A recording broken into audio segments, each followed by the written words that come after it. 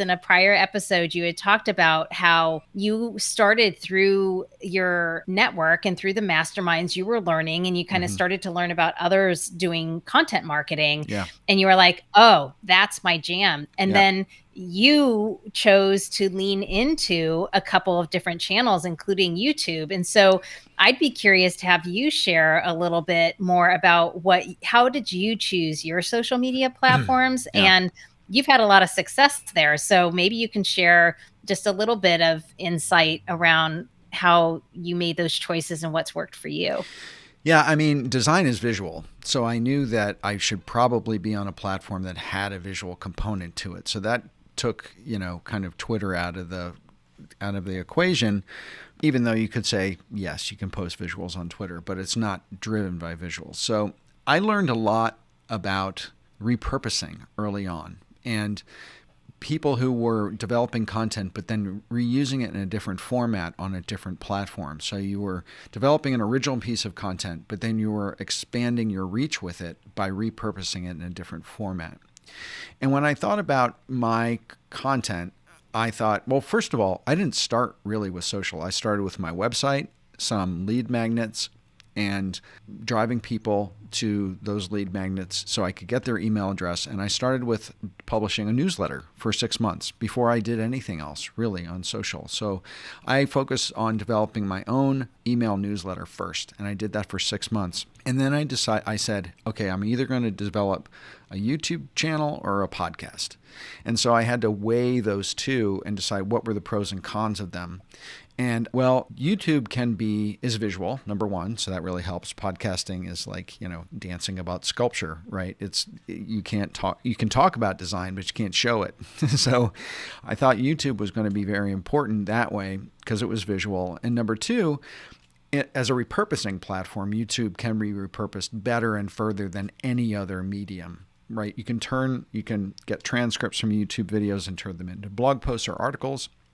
You can take the audio and publish that as a podcast. And so I thought, if there is a platform that's got the most legs, it's YouTube. And I also saw that video was going everywhere, right? So Facebook was starting to develop video, and Instagram was developing video, and Twitter, it's just like everyone was building a video component of their platform. And I just thought, this is a sign.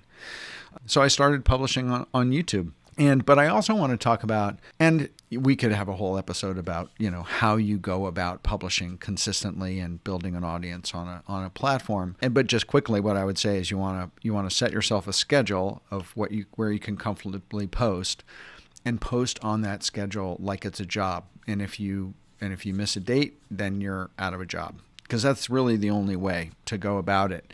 I did that with my newsletter. Said I'm going to publish a newsletter once every 2 weeks. I did that with YouTube. I said I'm going to publish one video every week, and I got that engine going and kept that up for a long period of time. But I did have dead ends too. Like I had heard from people that Twitter was great for having conversations, and there were a lot of marketers on it, etc.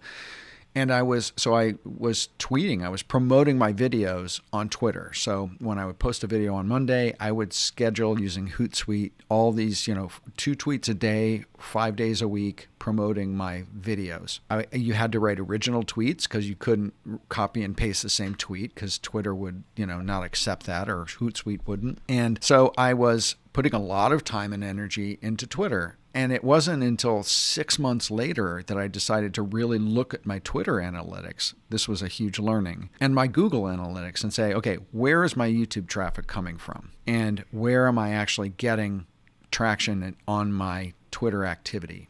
And I realized that I was getting a lot of likes and comments and shares and retweets, but no one was clicking on the video to go watch the video. And that was a traumatic experience for me. It was like, oh my God, I've been putting so much time and energy into posting on Twitter, promoting my videos, and it is getting me nowhere. It is not returning any traffic to YouTube. And I thought, that's it.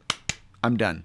And I stopped doing it like cold turkey. And that's a I wish I'd known this before sort of thing. Pay attention to your analytics. When you are starting to post content, watch what happens. Watch where you're actually getting real actionable traffic. Because if something's not working for you, you don't want to kind of continue on it, because doing engagement on social is a lot of work.